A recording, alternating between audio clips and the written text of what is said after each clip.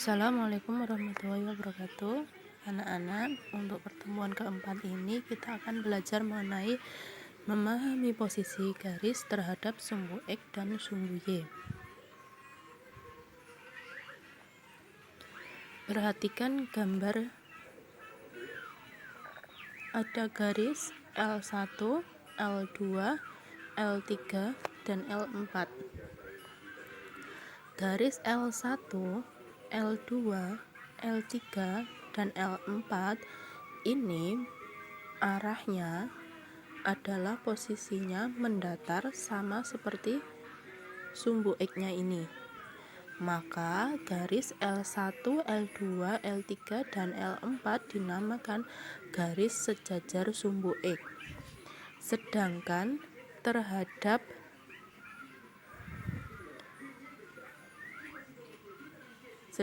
terhadap sumbu Y, nah ini garis L1, L2, L3, dan L4 adalah garis yang tegak lurus.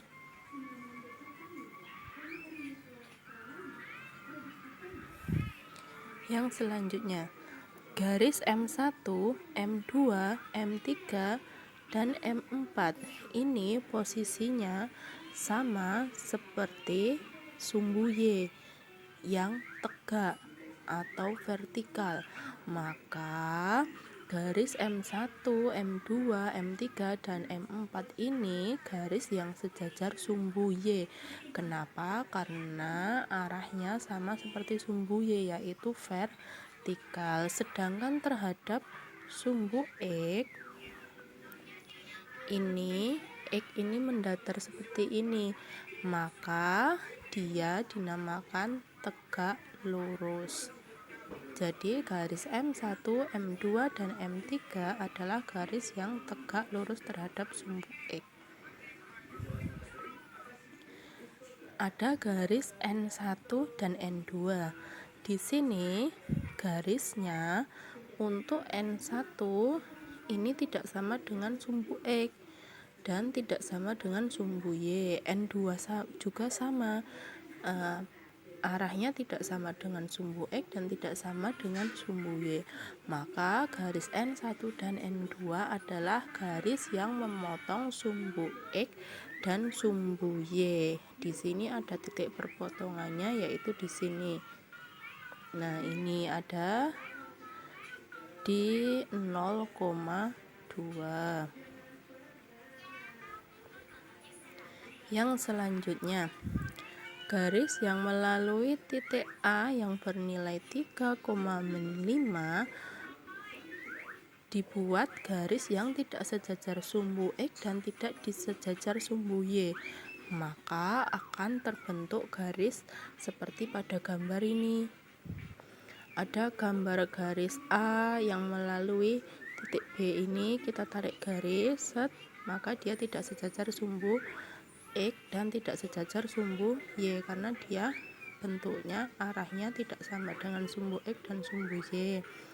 Yang kedua ini sama, ketiga sama, keempat sama. Jadi ada beberapa garis yang tidak sejajar sumbu X dan tidak sejajar sumbu Y jika garis itu ditarik dari titik A yang bernilai 3,5. Yang selanjutnya, jarak garis terhadap sumbu X. Garis yang pertama L ini terhadap sumbu X, berapakah nilainya, jaraknya? Diperhatikan pada L1 ini dia melalui garis sumbu Y ini yang bernilai 5. Jadi sepanjang garis L1 ini nilai Y-nya selalu 5. Maka jarak garis L1 terhadap sumbu X adalah 5 satuan. Sedangkan untuk L2 ini namanya garisnya selalu bernilai Y-nya 3. Jadi jika ada titik di L2 ini, misalkan titiknya di sini, maka nilainya -5,3. Misal di sini maka 4,3. 3. Jadi sepanjang garis L2 ini nilai Y-nya pasti 3. Maka jarak garis L2 terhadap sumbu X adalah 3 satuan. Untuk yang selanjutnya, garis L3 ini. L3 ini jaraknya terhadap sumbu X adalah 4 satuan. Maka sepanjang garis L3 ini nilai Y-nya adalah negatif 4. Misalkan ada di titik sini, maka bernilai 5,-4. Yang keempat, garis L4. Garis L4 ini jarak terhadap sumbu X adalah 7 satuan. Sepanjang garis L4 ini nilai Y-nya bernilai negatif 7 titiknya. Jadi kalau ada titik di sini, ini, maka membacanya menjadi 5,-7. Yang selanjutnya, garis yang melalui titik A 3,2 dan titik B 3,-6 ini adalah sejajar sumbu Y dan tegak lurus sumbu X. Kenapa sejajar sumbu Y? Bentuknya sama vertikal dengan sumbu Y, tegak lurus dengan sumbu X karena garis yang melalui A dan B ini, dia adalah vertikal. Yang kedua, garis yang melalui A 3,2 dan C negatif 5,2 ini bentuknya sama dengan sumbu X, yaitu sama-sama horizontal atau mendatar. Maka garis ini mendatar sama seperti sumbu X ini, maka dia sejajar sumbu X. Sedangkan terhadap sumbu Y dia tegak lurus. Terus yang ketiga, garis yang melalui titik B 3,-6 dan C -5,2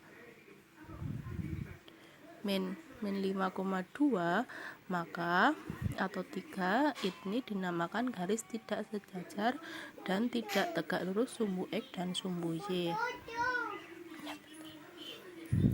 Yang selanjutnya, garis yang melalui titik A 5,5 sejajar sumbu X berwarna merah, tegak lurus garis sumbu Y berwarna oranye. Garis yang melalui B -5,5 tidak sejajar sumbu X dan tidak sejajar sumbu Y yang berwarna hijau. Bangun yang terbentuk oleh titik A, B, C, D adalah persegi. Terima kasih untuk hari ini. Kurang lebihnya mohon maaf. Wassalamualaikum warahmatullahi wabarakatuh.